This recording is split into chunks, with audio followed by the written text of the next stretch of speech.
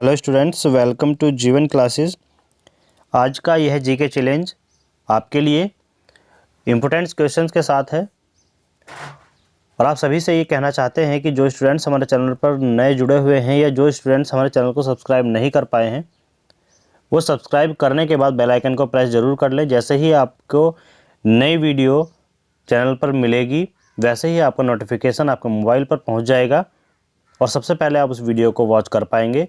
तो students, bell icon को press करें और सब्सक्राइब ज़रूर कर लें। तो चलिए स्टार्ट करते हैं। विश्व की सबसे लंबी नदी कौन सी है? आपको बताना है विश्व की सबसे लंबी नदी कौन सी है।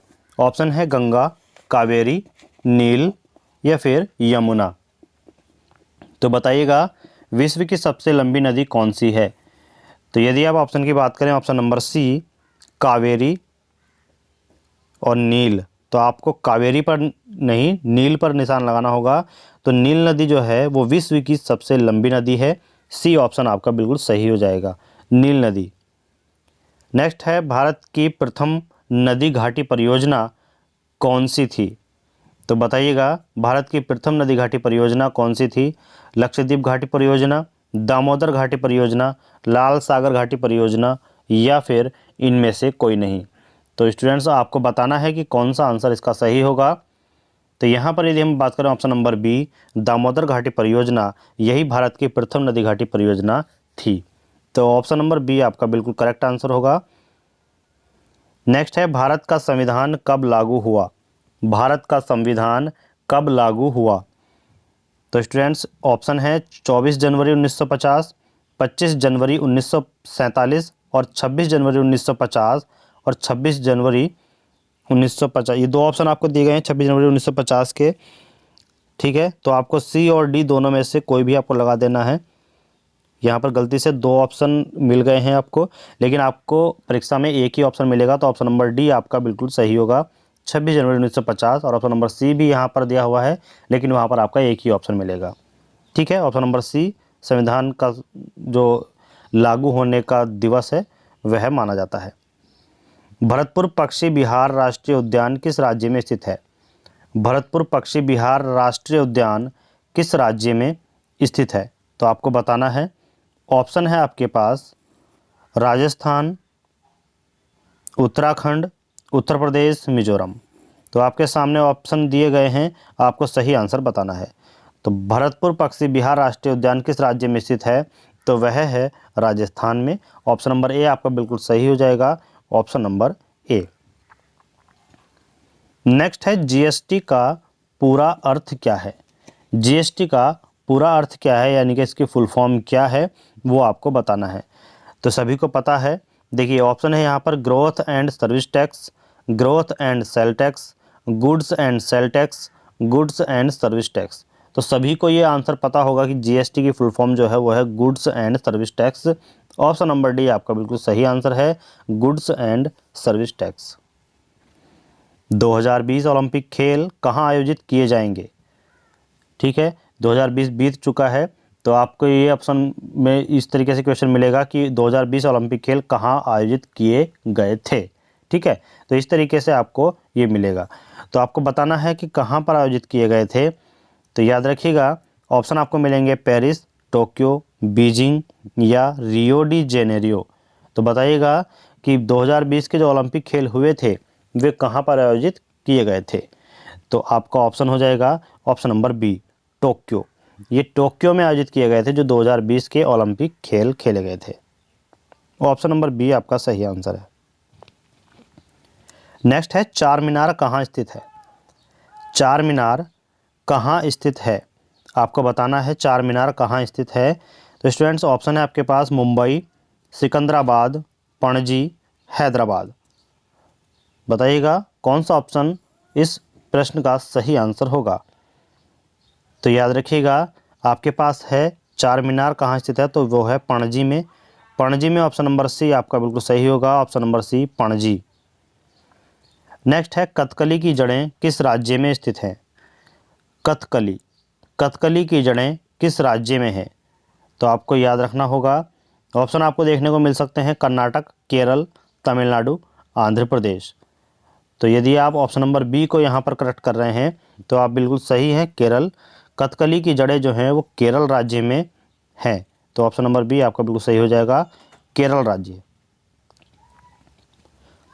नेक्स्ट है, पहला ज्ञात गुप्त शासक कौन था? पहला ज्ञात गुप्त शासक कौन था, ये आपको बताना है। ऑप्शन है श्रीगुप्त, कुमारगुप्त प्रथम, घटोत्कच या फिर चंद्रगुप्त। ये 4 ऑप्शन है। 4 ऑप्शन में से आपको एक सही और आंसर जो है वो बताना होगा। तो आपके सामने ऑप्शन दिए गए हैं, जल्दी से बताइए। पहला ज्ञात गुप्त शासक कौन था? तो आंसर आपका हो जाएगा ऑप्शन नंबर ए, श्रीगुप्त। तो पहला ज्ञात गुप्त शासक श्रीगुप्त था, ये आप याद रखिएगा, ऑप्शन नंबर ए आपका सही आंसर है। नेक्स्ट है, कवि कालिदास किसके राजकवि थे? ये क्वेश्चन काफ़ी ज़्यादा बार पूछा जा चुका है, वेरी वेरी वेरी इंपॉर्टेंट है, याद रखिएगा स्टूडेंट्स। कवि कालिदास किसके राजकवि थे? ऑप्शन है चंद्रगुप्त मौर्य, चंद्रगुप्त, कुमारगुप्त या समुद्रगुप्त। तो आपको बताना है कि सही आंसर क्या होगा। तो कवि कालिदास जो हैं वो किसके राजकवि थे? वह थे चंद्रगुप्त के, याद रखिएगा, चंद्रगुप्त के राजकवि कवि कालिदास थे। नेक्स्ट है, लोकसभा के लिए प्रथम मध्यावधि चुनाव किसमें आयोजित किए गए थे? लोकसभा के लिए प्रथम मध्यावधि चुनाव किसमें आयोजित किए गए थे, ये आपको बताना है। तो ऑप्शन है आपके पास 1985, 1971, 1975 या फिर 1976। आपको जवाब देना है कि कौन सा आंसर आपका सही होगा। तो लोकसभा के लिए प्रथम मध्यावधि चुनाव किसमें आयोजित किए गए थे? तो स्टूडेंट्स याद रखिएगा, वह किए गए थे 1985 में। किसमें? 1985 में, याद रखिएगा, ऑप्शन नंबर ए आपका बिल्कुल सही आंसर है। नेक्स्ट है, भारत सरकार का वित्त विधेयक प्रस्तुत किया गया है। भारत सरकार का वित्त विधेयक प्रस्तुत किया गया है। तो ऑप्शन है आपके पास मिडिल सदन, ऊपरी सदन, निचली सदन और कच्चा घर। तो आपको बताना है इन 4 ऑप्शन में से कौन सा आंसर आपका सही होगा। तो भारत सरकार का वित्तीय विधेयक प्रस्तुत जो किया गया है वह किया गया है निचली सदन में। किसमें? निचली सदन। निचली सदन यानी कि सी आंसर आपका बिल्कुल सही हो जाएगा। भारत सरकार का वित्तीय विधेयक निचली सदन में प्रस्तुत किया गया। नेक्स्ट है, भारत का सबसे लंबा गलियारा है। भारत का सबसे लंबा गलियारा, याद रखिएगा, इसमें आपको ऑप्शन मिलेंगे मीनाक्षी मंदिर, कन्याकुमारी, बद्रीनाथ, रामेश्वर मंदिर कॉरिडोर। तो बताइएगा कि कौन सा इसमें आंसर सही होगा। भारत का सबसे लंबा गलियारा, तो याद रखिएगा ऑप्शन नंबर डी है रामेश्वर मंदिर कॉरिडोर। ये सबसे लंबा भारत का गलियारा है। ऑप्शन नंबर डी आपका सही आंसर होगा। इसको वेरी वेरी इंपॉर्टेंट समझ करके याद रखिए। पहली महिला एयरलाइन पायलट, पहली महिला एयरलाइन पायलट कौन है, ये आपको बताना है। ऑप्शन है दुर्गा बनर्जी, बबीता सावरकर, हेमा देवी, नेहा शर्मा। तो ये 4 ऑप्शन आपको दिए गए हैं, ये आपको बताना है कि महिला एयरलाइन पायलट जो पहली थी वो कौन थी। तो याद रखिएगा कि पहली महिला एयरलाइन पायलट थी दुर्गा बनर्जी। कौन थी? Durga Banerjee. Option number A आपका बिल्कुल सही आंसर है। दुर्गा बनर्जी पहली महिला एयरलाइन पायलट थी। नेक्स्ट है, लोकसभा के अध्यक्ष के रूप में नामित किया गया है। लोकसभा के अध्यक्ष के रूप में नामित किया गया है। ऑप्शन है उपराष्ट्रपति, अध्यक्ष, वक्ता या फिर प्रधानमंत्री। ये वक्ता है, याद रखिएगा, वक्ता। ठीक है, तो उपराष्ट्रपति, वक्ता, अध्यक्ष और प्रधानमंत्री। तो आपको बताना है कि कौन सा आंसर इस क्वेश्चन का सही होगा। तो लोकसभा के अध्यक्ष के रूप में नामित किया जाता है तो वो है वक्ता। वक्ता को नामित किया गया है। बी ऑप्शन आपका बिल्कुल सही आंसर है। भारतीय अंतरिक्ष कार्यक्रम के जनक कौन है? तो ये आंसर आपको सभी को पता होना चाहिए। जो साइंस के स्टूडेंट हैं या किसी भी परीक्षा की तैयारी कर रहे हैं उसमें ऐसे 10वीं तक 12वीं तक के जो साइंस है वो आ जाता है। तो ये आपको याद रखना होगा, भारतीय अंतरिक्ष कार्यक्रम के जनक कौन है। तो भारतीय अंतरिक्ष कार्यक्रम के जनक जो हैं वो माना जाता है विक्रम साराभाई को, यानी कि राजेश शर्मा, आशुतोष शर्मा और विक्रम साराभाई, मोहन पांडे। ये 4 ऑप्शन है आपके पास, लेकिन विक्रम साराभाई को आप याद रखिएगा, यही हैं जो भारतीय अंतरिक्ष कार्यक्रम के जनक हैं। इन्होंने ही भारतीय अंतरिक्ष कार्यक्रम की शुरुआत की थी। ठीक है, तो विक्रम साराभाई, इनको याद रखिएगा। ऑप्शन नंबर सी आपका करेक्ट है। नेक्स्ट है किसी यंत्र का उपयोग ऊष्मा को मापने के लिए किया जाता है। तो किस यंत्र का उपयोग ऊष्मा को मापने के लिए किया जाता है दोस्तों, ये आपको बताना है। तो स्टूडेंट्स याद रखिएगा, लैक्टोमीटर, थर्मामीटर, बैरोमीटर और कैलोरीमीटर, ये 4 ऑप्शन आपको इस तरीके से दे देंगे। लेकिन आपको इस क्वेश्चन का जो सही आंसर होगा वही आपको टिक करना है, गलत नहीं करना है। तो गलत नहीं करेंगे तो आप जो है इस क्वेश्चन को देखिएगा कि किस यंत्र का उपयोग ऊष्मा को मापने के लिए किया जाता है, तो वह किया जाता है कैलोरीमीटर को। किसमें? कैलोरीमीटर को किया जाता है। याद रखिएगा, डी ऑप्शन आपका बिल्कुल सही आंसर है। नेक्स्ट है नदियों का देश किस देश को कहते हैं? नदियों का देश किस देश को कहते हैं? स्पेन, ब्राज़ील, बांग्लादेश या फिर भारत?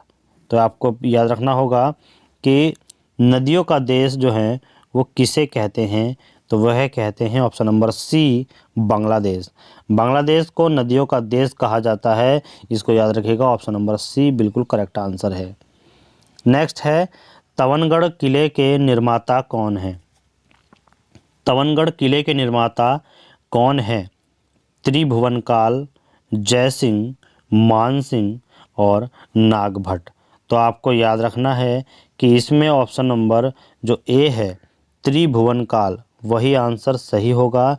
यानी तवनगढ़ किले के निर्माता जो हैं वो त्रिभुवनकाल हैं और यही आंसर आपका सही हो जाएगा, ऑप्शन नंबर ए। नेक्स्ट है मनुष्यों के अधिकार का घोषणा पत्र किससे संबंधित है? मनुष्यों के अधिकार का घोषणा पत्र किससे संबंधित है? ऑप्शन है फ्रांसीसी क्रांति, इंग्लैंड की यशस्वी क्रांति, अमेरिका का स्वाधीनता संग्राम या फिर रूसी क्रांति।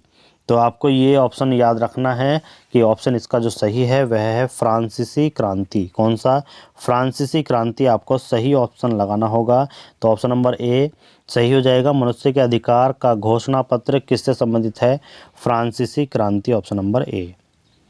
नेक्स्ट है निम्नलिखित में से कौन सी यंत्र आरंभिक पाषाण युग का मुख्य यंत्र नहीं था? निम्नलिखित में से कौन सी यंत्र आरंभिक पाषाण युग का मुख्य यंत्र नहीं था? तो ऑप्शन है खुरचनी, कुल्हाड़ी, बड़ा छुरा या फिर हाथ की कुल्हाड़ी। तो याद रखिएगा कि जो पाषाण युग का मुख्य यंत्र है वह कौन सा है? तो याद रखिए खुरचनी, यानी कि ऑप्शन नंबर ए सही हो जाएगा। खुरचनी जो है वो आरंभिक पाषाण युग का मुख्य यंत्र नहीं था। ठीक है, याद रखिएगा, नहीं था। ठीक, कुल्हाड़ी भी होती थी, बड़ा छुरा भी होता था, हाथी कुल्हाड़ी भी होती थी, लेकिन जो खुरचनी थी वह नहीं होती थी। तो ये निगेटिव है। मैंने जो है इसमें पहले पॉजिटिव में बोल दिया था कि मुख्य यंत्र क्या है, तो ये क्वेश्चन जो है 3 ऑप्शन इसके सही थे। इसलिए जब हमने क्वेश्चन को ध्यान से देखा तो उसमें जो है यही पूछा गया है कि आरंभिक पाषाण काल युग में मुख्य यंत्र कौन सा नहीं था, तो वह था खुरचनी, ऑप्शन नंबर ए। नेक्स्ट है जहांगीर की कब्र कहाँ बनाई गई थी? जहांगीर की कब्र कहाँ बनाई गई थी? तो याद रखिएगा, ऑप्शन आपको मिलेंगे आगरा, लाहौर, दिल्ली, गुजरात। ये 4 ऑप्शन हैं। आपको बताना है कि इनमें से जहांगीर की कब्र कहाँ बनाई गई थी। तो याद रखिएगा स्टूडेंट्स, बी ऑप्शन है आपका लाहौर। लाहौर में जहांगीर की कब्र बनाई गई थी, ये ऑप्शन आपको याद रखना होगा, बी लाहौर। नेक्स्ट है रेड क्रॉस द्वारा स्थापित किया गया था। रेड क्रॉस द्वारा स्थापित किया गया था, तो वह रेड क्रॉस द्वारा स्थापित जो किया गया था वह क्या स्थापित किया गया था? तो याद रखिएगा, ऑप्शन है आपके पास ड्राइवेगलेट, जे.एच. दुरंत, बडेल पवेल और फिर ए करसेट जी। तो आपको बताना है कि इन 4 ऑप्शन में से कौन सा आंसर आपका सही होगा। तो स्टूडेंट्स इसको याद रखने के लिए आप समझिएगा कि ऑप्शन नंबर बी आपको दिखाई दे रहा है जे.एच. दुरंत। तो जे.एच. दुरंत जो है वो रेड क्रॉस द्वारा स्थापित किया गया था, इसको याद रखिएगा। तो ऑप्शन नंबर बी आपका सही होगा, जे.एच. दुरंत। नेक्स्ट है छत्तीसगढ़ शब्द का उल्लेख सरकारी दस्तावेज में कब हुआ? छत्तीसगढ़ शब्द का उल्लेख सरकारी दस्तावेज में कब हुआ? तो स्टूडेंट्स याद रखिएगा, ऑप्शन है आपके पास 1795 के रायपुर गैजेटियर। 1795 में बिलासपुर गजेटियर, 1905 के बंग भंग आदेश में, या फिर 1905 के बंग भंग आदेश में। ठीक है, ये दो ऑप्शन आपको फिर से एक से मिले हैं, तो ये तीनों ऑप्शन में से आपको आंसर देना है। तो बताइएगा इन तीनों में से आपका कौन सा सही होगा। तो स्टूडेंट्स याद रखिएगा कि यह आंसर जो है आपका छत्तीसगढ़ शब्द का उल्लेख जो सरकारी दस्तावेज में हुआ था, वह हुआ था 1795 में बिलासपुर गजेटियर में। ठीक है, 1795 में बिलासपुर गजेटियर, यानी कि बी आंसर आपका बिल्कुल सही हो जाएगा, यही आपका करेक्ट आंसर है। नेक्स्ट क्वेश्चन है, अमिताभ बच्चन की पहली फिल्म कौन सी है। ठीक है, अमिताभ बच्चन की पहली फिल्म कौन सी है, तो ये आपको बता देना है। आपको सभी को ध्यान होगा कि अमिताभ बच्चन की जो पहली फिल्म है वह है इन चार ऑप्शन में से जंजीर, सात हिंदुस्तानी, भुवन सोम, या एक नज़र। तो ये चार ऑप्शन है, चार ऑप्शन में से आपका एक ही सही होगा और वह है सात हिंदुस्तानी। ऑप्शन नंबर बी आपका सही हो जाएगा, सात हिंदुस्तानी। ऑप्शन नंबर बी यही आपका सही आंसर है। तो स्टूडेंट्स ये थे आज के कुछ जी के चैलेंज क्वेश्चन जो आपके परीक्षा के माध्यम से वेरी वेरी इंपॉर्टेंट्स हैं और बार बार क्वेश्चन पूछे जाते हैं। सभी सब्जेक्ट के जी के क्वेश्चंस यहाँ पर आपको मिल रहे हैं। तो चैनल को सब्सक्राइब जरूर कर लीजिएगा। वीडियो अच्छी लगी हो तो वीडियो में एक बार कमेंट कर दीजिएगा, आपको कैसी लगी यह वीडियो वो लिख करके आप कमेंट करिएगा। स्टूडेंट्स हमारा हौसला अफजाई होता है यदि आप कमेंट करते हैं। ठीक है, और चैनल को सब्सक्राइब कर लीजिएगा जो स्टूडेंट्स हमारे साथ नए जुड़े हुए हैं। Thank you, thanks for watching. मिलते हैं नेक्स्ट जी के चैलेंज के साथ जल्द ही।